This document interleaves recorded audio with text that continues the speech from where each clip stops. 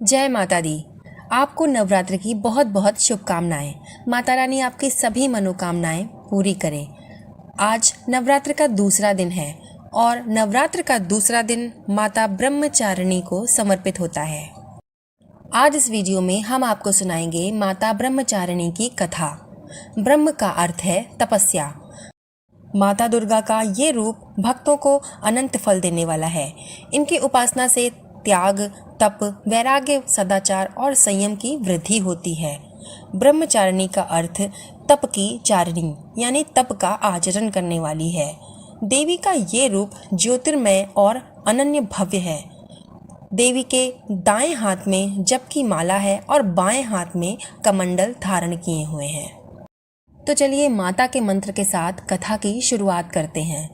या देवी सर्वभूतेषु माँ ब्रह्मचारिणी रूपेण संस्थिता नमस्तस्यै नमस्तस्यै नमस्तस्यै नमो नमः।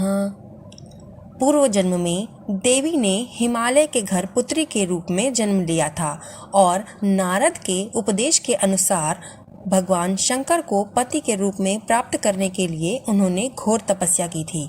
इस कठिन तपस्या के कारण इन्हें तपश्चारिणी अर्थात ब्रह्मचारिणी के नाम से जाना जाने लगा। माता भगवान शिव शंकर को अपने पति के रूप में प्राप्त करना चाहती थीं, लेकिन भगवान शिव शंकर ध्यान में मग्न रहते थे। इसलिए माता ने उनको प्राप्त करने के लिए 1000 वर्ष तक घोर तपस्या की। इन्होंने केवल फल फूल खाकर 1000 वर्ष बिताए। 1000 वर्षों तक उन्होंने जमीन पर रहकर व फल फूल शाक इत्यादि खाकर उन्होंने तपस्या की। तपस्या के दौरान उन्होंने हर ऋतु, जाड़ा, गर्मी और बरसात सभी ऋतुओं को झेला।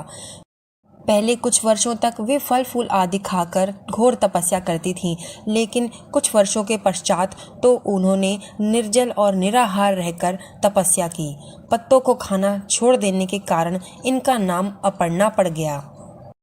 कठिन तपस्या के कारण माता का शरीर एकदम क्षीण हो गया। देवता, ऋषि, सिद्धगण, मुनि सभी ने ब्रह्मचारिणी की तपस्या को अभूतपूर्व पुण्य कृत्य बताया।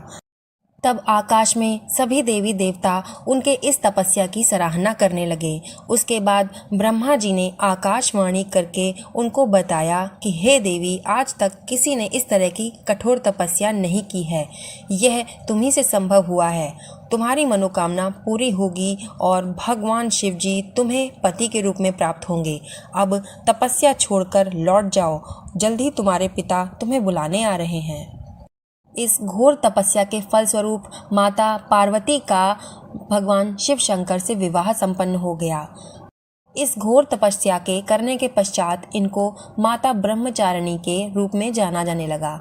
इसके बाद नवरात्र के दूसरे दिन माता ब्रह्मचारिणी की पूजा की जाने लगी। यहाँ पे कथा समाप्त हो जाती है। अब हम आपको माता ब्रह्मचारिणी की पूजा की विधि बताते हैं। सबसे पहले आपको स्नान आदि से निवृत्त होकर स्वच्छ वस्त्र धारण कर लेने हैं। इस दिन आप सफ़ेद रंग के वस्त्र धारण कर सकते हैं, क्योंकि सफ़ेद रंग माता रानी को बेहद पसंद होता है। लेकिन अगर आप सफ़ेद वस्त्र नहीं पहनना चाहते तो आप लाल या हरा किसी भी रंग के वस्त्र पूजा में पहन सकते हैं। अगर आपके पास इन रंगों के वस्त्र नहीं हैं तो आपके पास जो भी रंग के वस्त्र हैं आप उन्हें पहन सकते हैं। बस आपके मन में ये विचार नहीं आना चाहिए कि आपके पास इस रंग के वस्त्र हैं या नहीं। आपको अपने मन को नकारात्मक नहीं करना है। बस ये ध्यान रखना है कि वस्त्र धुले होने चाहिए और ध्यान रखना है कि पूजा में काले और नीले रंग का प्रयोग ना करें। इसके बाद आप सूर्य देवता को जल अर्पित करें और हाथ में जल और पुष्प लेकर माँ ब्रह्मचारिणी के व्रत का संकल्प लें और उनको जल अर्पित करें। इसके बाद जहाँ पर आपने माता की तस्वीर या फिर मूर्ति की स्थापना की है वहाँ पर आप गंगा जल से छिड़काव करें। अगर आपके पास गंगा जल नहीं है तो आप कोई भी शुद्ध जल वहां पर इस्तेमाल कर सकते हैं। इसके बाद माता की तस्वीर और आसपास की जगह को साफ कपड़े से साफ करें। इसके बाद माता को रोली का तिलक लगाएं और पुष्प अर्पित करें। इस दिन माता को आप लाल कमल और गुड़हल के फूल को आपको चढ़ाना चाहिए। इसके बाद धूप और दीपक आदि जलाएं। मौसमी फलों का भोग लगाएं। आज के दिन माता को चीनी या फिर मिश्री का भोग लगाया जाता है। साथ ही आप दही का भी भोग लगा सकते हैं या फिर पंचामृत का भोग आप इस दिन लगा सकते हैं। माता ब्रह्मचारिणी प्रसन्न होती हैं और आपको सुख समृद्धि का आशीर्वाद देती हैं। इसके बाद माता की व्रत की कथा सुनी जाती है, क्योंकि कथा सुने या पढ़े बिना किसी भी व्रत को पूर्ण नहीं माना जाता है। तो अगर आप इस व्रत को रख रहे हैं तो आप इस कथा को जरूर सुने या पढ़ें और अंत में आरती करें। इसके बाद क्षमा याचना की जाती है। पूजा समाप्त होने के बाद आप जो भी भोग माता को अर्पित कर रहे हैं वो आपको परिवारजनों को बांट देना चाहिए और स्वयं भी उस भोग को ग्रहण करना चाहिए। इसके बाद आप पूरा दिन आपको उपवास रखना चाहिए।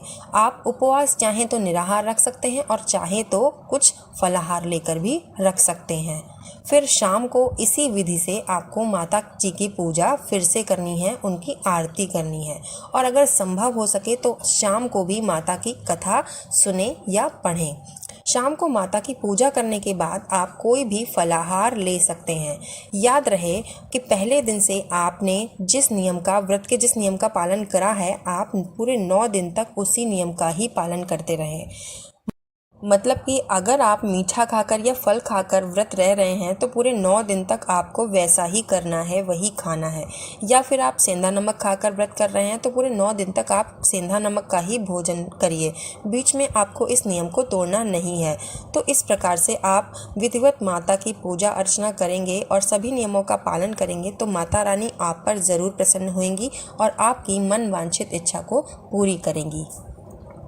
दोस्तों, अगर आपको हमारा वीडियो पसंद आता है तो आप सब लोग, कोई भी हमें कमेंट नहीं करता है तो प्लीज़ एक कमेंट करके ये बता दीजिए कि हमारा वीडियो आपको कैसा लगता है और हमारे वीडियो में क्या कमी है जिसे हम दूर करें, तो हम वो दूर करने की भी कोशिश करेंगे। इसके अलावा आप हमें ये भी बता सकते हैं कि आपको कौन सी कथा सुननी है या हम नेक्स्ट कौन सा वीडियो बनाएँ जो आपको सुनना है।